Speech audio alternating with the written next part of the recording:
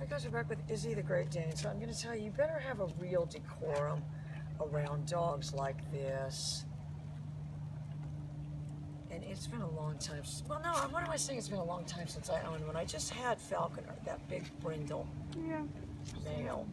But what, you know, it's kind of like that Akita, where the lesson, you must never bite, mama.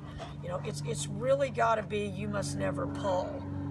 Because that's not going to work out. You know, and you've obviously got to come right when we've called. I've got a dog that's got a very, very good recall. And if you said, prove it, Izzy, I would say, there you go. So, but what I'm saying to myself is I better be ready to compensate. And I could see, this is where I could see Greg's collar with the adjustable pager coming in handy. You know, you would adjust it by proximity. If the dog was farther, you could use it higher. If the dog was close, you could do more fine tuning with it. I think it allows for actually more, and I'm going to tell Greg that. I think it actually allows you to be more concise, maybe even than you are now with the pager. I could see that being the application. So, you know, with great big dogs like this, I'm going to tell you what you do not want to do is have them think that part of your relationship is fiddling around with their head. Because I can name on no toes and fingers the number of relationships I have with people that fiddle around with my head. Am I wrong, Summer? So you definitely don't want to do that.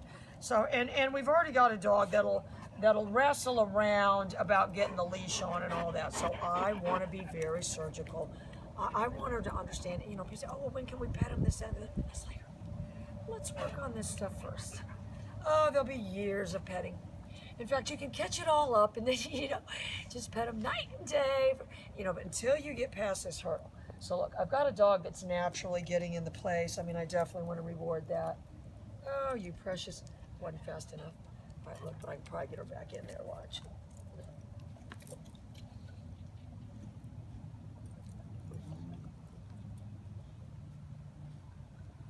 I'm just going to tell you right now, any advantage that you can make the dog feel, you know, it garnered an opportunity from something it did. Yeah. And please do not kid yourself that just verbally saying it, there are some dogs, but if there were that many, there wouldn't be all these dog trainers. So, all right, so what I'm thinking to myself is I've got a dog here that hasn't been on the leash that much. So if it did, you know, she's got minor issues with the leash, with biting at it, because she's been there.